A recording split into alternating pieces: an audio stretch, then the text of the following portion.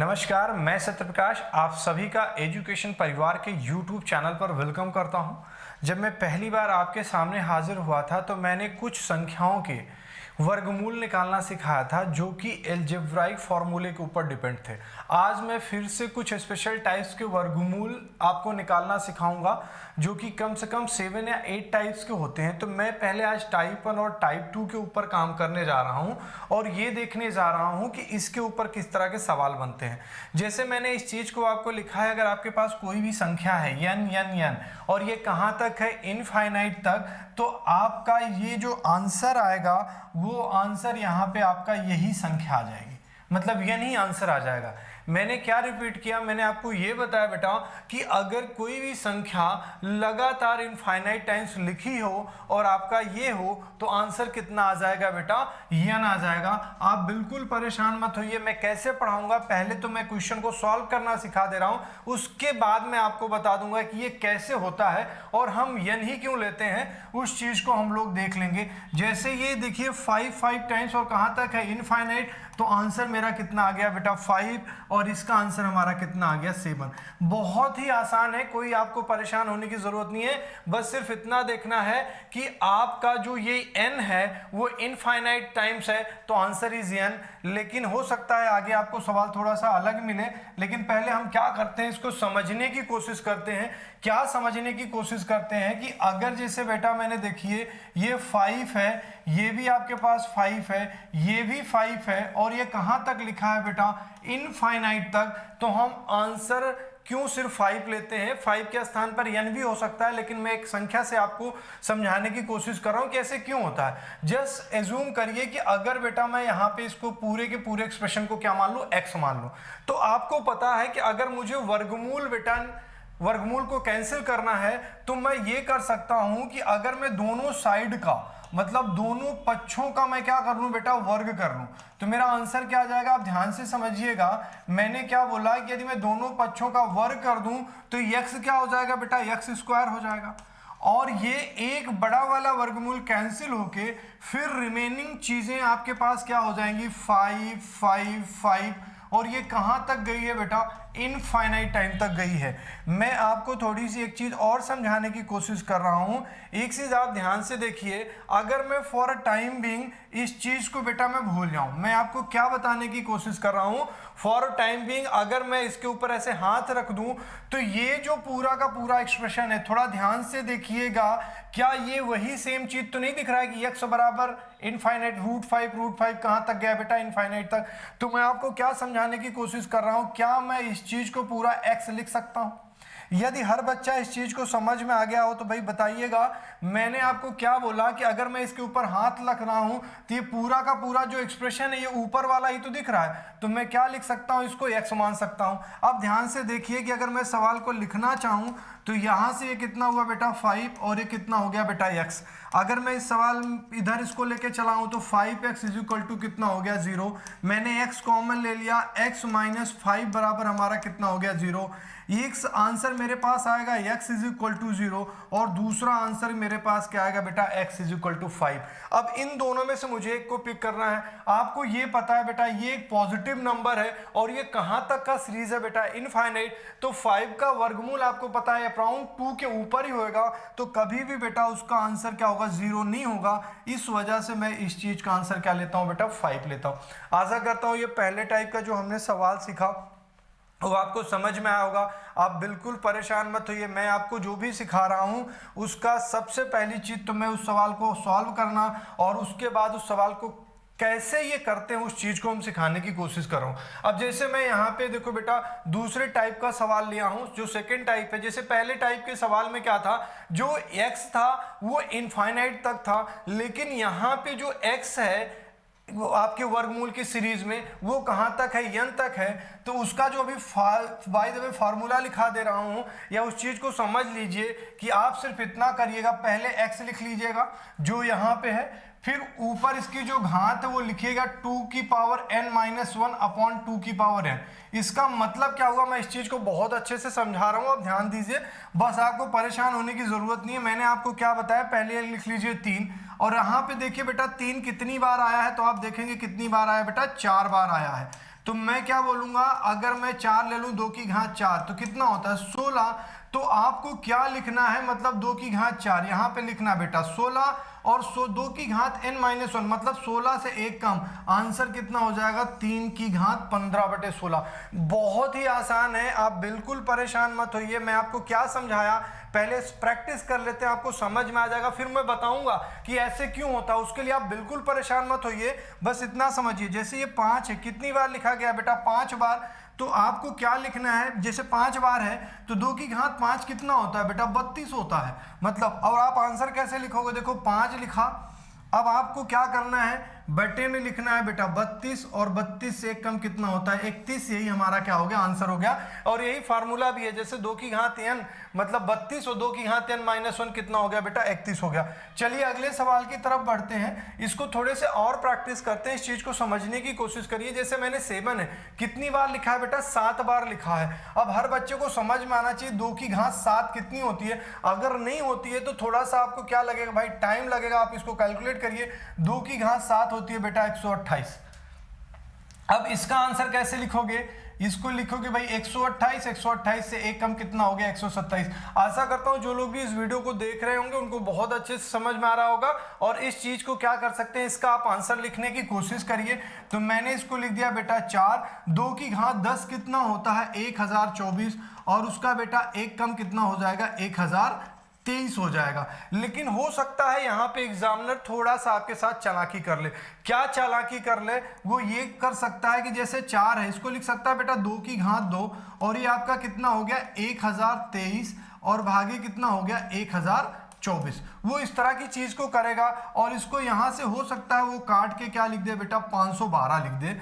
तो ये आपका आ गया देखो 2 की घात 1023 और ये आपका बटे में कितना आ गया 512 आ गया। हालांकि इसको और ज्यादा सिंप्लीफाई कर किया जा सकता है, अलग तरीके से इस सवाल के आंसर को लिखे जा सकते हैं, जो कि हम धीरे धीरे आगे चीजों को समझा देंगे। अभी हमारा जो नेक्स्ट टारगेट है वो ये समझना है कि बाबू ये चीज आती कैसे है, ये चीज आती कहती है कैसे, इस चीज को हमें समझना है। उस चीज को हमें समझने के लिए बहुत छोटी सी चीज को लेके चलते हैं। जैसे मान लेते हैं कि मैंने ये नंबर ले लिया बाबू x ले लिया और यहाँ पे क्या ले लिया देखो x। मैं सिर्फ आपको क्या समझाने की कोशिश कर रहा हूं, आप बिल्कुल परेशान मत होइए, मैं ये पूरे फॉर्मूले तक वहां पहुंच जाऊंगा। बस आप देखिए आता कैसे है। देखो पढ़ने का सबसे सिंपल सा तरीका ही नहीं होता कि हमने चीजों को देख लिया यार आ गया। अब इसको समझोगे ये क्यों आ रहा है, क्योंकि जब तक आप ये समझोगे नहीं तब तक ये माइंड में आपके कॉन्सेप्ट बैठेगा नहीं। चलिए इसको मान लेते हैं बेटा y मान लेते हैं। अगर देखो मुझे इसको सॉल्व करना है तो अगर मैं इसका वर्ग कर लिया, मतलब फिर से अभी बार बार इस चीज को नहीं लिखूंगा, मैं एक बार वही बेसिक कॉन्सेप्ट है। मैं आपको क्या बोला कि यदि मैं दोनों पक्षों का क्या कर दूं बेटा वर्ग कर दूं तो मेरा क्या हो जाएगा बेटा ये y² हो जाएगा, ये कितना हो जाएगा x हो जाएगा और ये अंदर कितना बचा बेटा √x। अभी भी देखो रूट में बचा हुआ है, कितना बचा हुआ बेटा वो भी हमारा 1x है। और अगर मैं फिर से इस चीज को वर्ग करूं तो क्या आप मुझे बता नहीं सकते, एक कॉन्सेप्ट समझा रहा हूं, देखो ये ऐसे हो जाएगा बेटा x√x और इस साइड का भी कितना हो जाएगा वर्ग हो जाएगा। तो ये 2 दूना कितना हुआ बेटा y की घात कितनी होगी बेटा 4 हो गया। और अब ये जो बचेगा यहाँ पे कितना हुआ देखो बेटा ये x की घात 1 थी तो x² और ये रूट में जो था वो कितना हुआ बेटा x। आंसर कितना हो गया बेटा आपका x³ हो गया। तो y की घात 4 बराबर कितना आ गया x³ आ गया। और मैं इसको क्या लिख रहा हूं y की घात बेटा 3/4। बस आप इस चीज को ध्यान दीजिएगा और ये समझने की कोशिश करिएगा क्या यही आ रहा है। मैं अभी सिखा दूंगा, आप क्या करिए अभी ध्यान दीजिए समझिए। मैं आपको बता ही रहा हूं, उसमें आपको समस्या नहीं है कि मैं क्या बताने की कोशिश कर रहा हूं। आपको मैं पूरा फॉर्मूला आपको डिराइव करके बता दूंगा। जैसे अभी मैंने वहां पे कितनी बार लिया था बेटा, सिर्फ और सिर्फ कितनी बार लिया था 2 बार। और अगर मैं यहाँ पे देखो √x और कितना हुआ बेटा √x और यहाँ पे कितनी ले लिया बेटा 3 बार ले लिया। आप थोड़ा सा ध्यान से अगर मैं पिछली स्लाइड पे जाऊं तो मैंने आपको बेटा जब मैं यहाँ तक सिर्फ सॉल्व किया हूं, ये 2 की घात सॉल्व किया हूं तो मेरा आंसर कितना आया था बेटा ये आया था। तो मैं इस रिजल्ट को यहीं पे क्या कर रहा हूं आगे यूज करने की कोशिश कर रहा हूं। मैं आपको क्या बताने की कोशिश कर रहा था कि जैसे देखो मैं यहां तक तो पिछली क्लास अभी पिछली स्लाइड में क्या कर चुका हूं सॉल्व कर चुका हूं, जहां पे मैंने ये देखा था कि मैं सॉल्व करते कहां पहुंच गया था y की घात 4 और ये हमारा कितना हो गया था बाबू x³। तो यहाँ पे ये वाला भी यहाँ पे क्या रहेगा बेटा बचा रहेगा। किसी चीज को ना बच्चे को ना समझ में तो आप वर्ग करते चलिएगा, बेटा यही आएगा। अभी मैं यहाँ पे आपको क्या कह रहा हूँ, फिर से आप वर्ग करिए। मैं क्या बोल रहा हूँ, क्या करिए, फिर से वर्ग करिए। तो आप क्या देखेंगे, फिर से वर्ग करने पे देखो बेटा कितना हो गया, y की घात 4 का वर्ग, आप ये x क्यूब है और ये कितना है बेटा रूट x है, और ये बेटा मैं क्या कर रहा हूँ, इसका वर्ग कर रहा हूँ। देखिए y की घात 4 दूनी कितना हुआ बेटा 8 हुआ, और ये कितना हुआ x की घात 6 हुआ, और ये कितना हुआ बेटा x। तो क्या मैं इस चीज को ऐसे नहीं लिख सकता कि y की घात 6 और ये कितना हो गया बेटा 7 हो गया। मैं यहाँ पे बोल सकता हूँ y बराबर कितना हुआ 7/8। तो ये जो यहाँ पे कोई चीज रहती है बेटा वो पलट के कहाँ पे चली जाती है, वो चली जाती है बेटा डिवीजन में। तो थोड़ा सा मैं आपकी तरफ नहीं देख पा रहा था, व्हाइट बोर्ड पे सवाल सॉल्व कर रहा था, फिर से आप समझने की कोशिश करिए। मैं क्या बताया कि अभी आप इस चीज को बहुत अच्छे से करिए। देखिए मैं कई एग्जांपल लेके समझा रहा हूँ, हो सकता है किसी बच्चे को ये चीज लगे कि यार लगातार उन्हीं चीजों को हम क्यों ले रहे हैं, लेकिन बेटा जो कॉन्सेप्ट होता है वो कॉन्सेप्ट हमें क्या करना होता है, बहुत अच्छे से समझना है। अब आप मुझे फिर क्या ये बता सकते हैं कि बेटा इतनी चीज को अभी मैं सॉल्व कर चुका हूं, और इतनी चीज को मैंने सॉल्व क्या किया है, ये किया है कि y की घात बाबू जो 8 है वो कितना आया है, वो आया है आपका x की घात 7। तो ये वाला एक्सप्रेशन बच जाएगा, कितना होगा रूट x। और मैं फिर से बोलूं कि आप एक काम करिए, इसको वर्ग कर लीजिए। तो क्या आप मुझे ये नहीं बता सकते, जैसे ही वर्ग किया, देखो मैं डायरेक्ट लिख रहा हूं, 8 दूनी कितना हो जाएगा बेटा 16, ये 7 है तो 7 दूनी कितना हो जाएगा बेटा 14 हो जाएगा, और ये कितना हुआ x हो जाएगा। तो ये y की घात 16 बराबर, और ये घातें आपस में जुड़ जाएंगी, x की घात 15। तो मैं y की घात ये नहीं बोल सकता कि कितना हुआ बेटा 15/16। अब इन्हीं एक्सप्रेशन को आप ध्यान से समझिए, मैं क्या लिख रहा हूं, इस चीज को फिर से समझिएगा सारे लोग कि यहाँ पे ये चीज कैसे लिखी जा सकती है। मैंने फॉर्मूला आपको बता दिया। देखो ये x कितनी बार यूज हुआ है बेटा, 4 बार यूज हुआ है। तो क्या मैं इस चीज को ऐसे नहीं लिख सकता, ये जो हमारा x है ये हो गया बेटा 2 की घात 4, और ये बेटा कितना है 15 है, मतलब इससे एक कम है। तो क्या मैं इसको नहीं लिख सकता 2 की घात 4 - 1। इसी तरह आप यहाँ पे समझिए x कितनी बार यूज हुआ है बेटा 3 बार। तो क्या मैं इस चीज को ऐसे नहीं लिख सकता कि जो ये बेटा 8 है वो क्या है बेटा 2 की घात 3 है, और ऊपर जो है 2 की घात 3 - 1 है। तो मुझे लगता है हर बच्चा ये चीज को इमेजिन कर सकता है कि अगर जो घातें हैं बेटा n बार यूज की गई, जैसे x है अगर वो n बार यूज किया गया है, तो क्या हम इस चीज को ऐसे नहीं लिख सकते कि अगर वो n बार यूज किया गया है तो ऊपर कितना हो जाएगा बेटा 2 की पावर n - 1 अपॉन 2 की पावर n। ये एकदम बेसिक से इसका कॉन्सेप्ट है जो हमने चीजों को बेटा सीखा है। अब हम लोग क्या करते हैं, मैंने कुछ ऐसे सवाल भी पिक किए हैं जो इस कॉन्सेप्ट के ऊपर हैं, लेकिन वो डायरेक्टली आप उन सवाल को नहीं कर सकते हैं। जैसे मैं आपको अगली स्लाइड की तरफ चलूं और उन सवाल को सॉल्व करने की कोशिश करूं, तो उस सवाल को हम लोग देखते हैं। जैसे मैंने आपको ये सवाल दे दिया और ये सवाल में पूछा बेटा कि आपका आंसर क्या होगा, तो मोस्ट प्रोबेबली बच्चा जब ये पहली बार देखता है तो उसको समझ में नहीं आता इस सवाल को कैसे करें। तो इस सवाल को करने का कोई बहुत बड़ा प्रॉब्लम नहीं है, बस आप चीज़ों को समझ लीजिए। इसको मान लेते हैं बेटा x, इसके कई तरीके हैं, लेकिन अभी हम एक बेसिक कॉन्सेप्ट पे काम कर रहे थे, तो उस चीज़ को भी क्या करने वाले हैं, सिखाने वाले हैं। जैसे आपको पता है, जैसे बेटा मैंने वर्ग कर लिया, तो वर्ग करने में ये कितना आ जाएगा बेटा 2 आ जाएगा, और ये जो बचा है बेटा √4 है, और ये कितना है बेटा √8 है। ठीक, अब मैं क्या करूं, फिर से अगर मैं वर्ग करता हूं, ध्यान से समझिए, तो ये कितना हो जाएगा बेटा x की घात कितनी हो जाएगी 4 हो जाएगी, और ये कितनी हो जाएगी बेटा 2 की घात 2, और ये वर्गमूल कितना हो जाएगा, कैंसिल हो जाएगा 4, और अंडर रूट कितना बच गया बेटा आपका 8 बच गया। इसको और क्या लिखा जा सकता है, आप ध्यान से समझिए, ये बाबू 2 की घात 2 है, और ये भी कितना है 2 की घात 2 लिखा जा सकता है, और इसको क्या लिखा जा सकता है 8 लिखा जा सकता है। तो मैं x की घात 4 और इसको क्या लिख लिया बेटा 2 की घात 4, और ये कितना बच गया हमारा √8 है। हालांकि बच्चा जिसका घातांक और करणी बहुत अच्छा है यहाँ से भी काम कर सकता है, उल्टा भी जा सकता है। अगर मैं फिर से अगर यहाँ पे वर्ग कर लूँ, तो क्या आप मुझे नहीं बोल सकते कि भाई 4 दूनी कितना हुआ 8, और ये कितना हुआ 2 की घात 8, और ये हमारा कितना बच गया बेटा 8। अभी इस सवाल को और आगे मैं जिस तरह बढ़ूंगा, 2 की घात 8 है और ये कितना हो गया बेटा, 2 की घात 3 हो गया। आप जैसे मैं कोई सवाल बता रहा हूँ आप खुद से ट्राई कर सकते हैं। देखो मैंने चीज़ों को सिखाया है और ये चीज़ बेटा उसी तरह आगे बढ़ती जाएगी।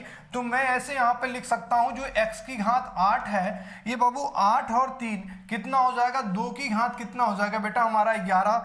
तो मैं इस आंसर को ऐसे लिखा जा सकता है कि x बराबर कितना हो गया, 2 की घात 11 भागे कितना हो गया बेटा, 8 हो गया। देखो एग्जामिनर थोड़ा सा क्या बोलते हैं, अपना चालाकी वाला काम कर सकता है, वो कुछ भी लिख सकता है। देखो मैं एक चीज़ लिख रहा हूँ, हो सकता है बहुत सारे बच्चों को इस चीज़ थोड़ा कम समझ पाए होंगे। मैं अगर इस चीज़ को ऐसे लिख दूँ, ध्यान से समझिएगा, 2 की घात 11 लिख दिया और इसको क्या लिख दिया बेटा, 1/8 लिख दिया, तो यहाँ पे ये चीज़ क्या हो जाएगी बेटा, 8th मूल हो जाएगा और ये कितना हो जाएगा, 2 की घात 11। बहुत सारा बच्चा इसको नहीं समझता, बेसिक सी चीज़ है बेटा। जैसे x की पावर अगर 1/n है, इसका मतलब क्या होता है बेटा, ये nth रूट होता है बेटा किसका, x का। जैसे आपने देखा है x की पावर 1/2, ये कुछ नहीं है बेटा, ये वर्गमूल है। अगर कहीं पे लिखा है x की घात 1/3, तो इसका मतलब क्या होता है बेटा, ये घनमूल है, आपका क्यूब रूट है।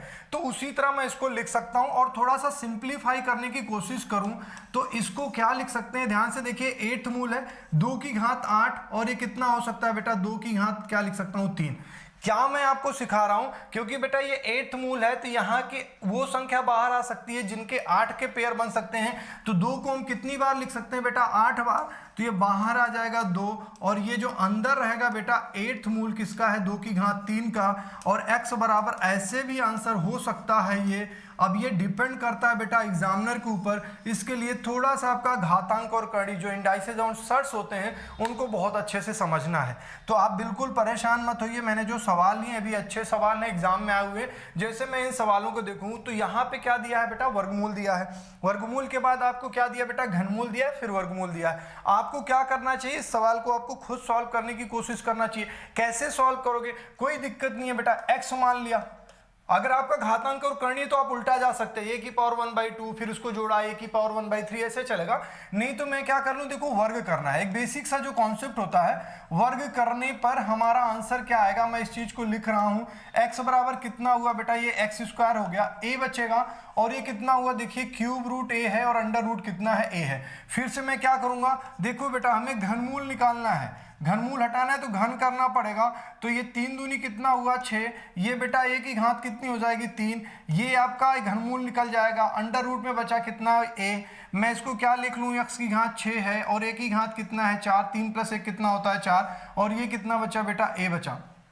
फिर मुझे अगर वर्गमूल निकालना है तो मैं वर्ग कर दूंगा, वर्ग करने से क्या होगा, ये 6 दूनी कितना हो गया 12, ये कितना हो गया बेटा 4 दूनी 8 और ये बेटा कितना आ गया, a आ गया, x की घात 12 और a की घात कितनी हो गई 9। और अगर इसका मैं आंसर निकालना चाहूँ तो 9 भागे कितना हुआ 12, 3 त्रिका 9, 3 चौक 12, तो x का मान कितना हो गया 3/4। तो आप ये पूरा का पूरा बेटा, ये कॉन्सेप्ट कहीं पे डिफिकल्ट नहीं है, बहुत अच्छे सवाल हैं जो मैंने आपको पिक किए हैं और ये सवाल बेटा एग्जाम में आते हैं।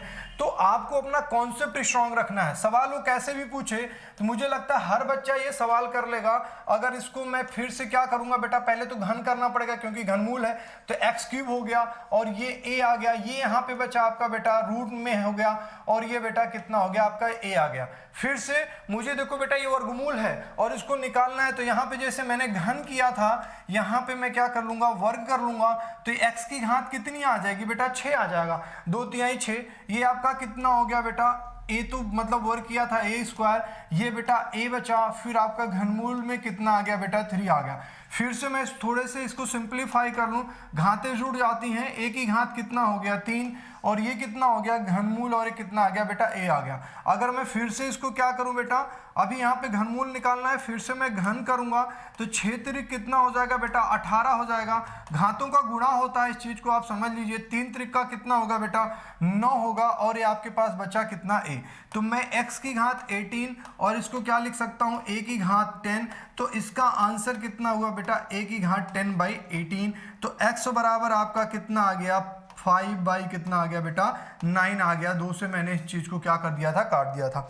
मैंने इतनी चीज आपको सिखाई है, जब मैं नेक्स्ट वीडियो में मिलूंगा तो फिर भी वर्गमूल की ही श्रृंखला रहेगी, लेकिन वो दूसरे तरीके के सवाल रहेंगे। अगर आपको ये वीडियो पसंद आया हो तो बार बार मैं बोलता हूँ आप चैनल को सब्सक्राइब कर लीजिए और वीडियो को क्या करिए भाई, अपने लोगों तक शेयर करिए। जहाँ पे भी रहिए खुश रहिए, स्वस्थ रहिए, सुरक्षित रहिए। Thank you so much.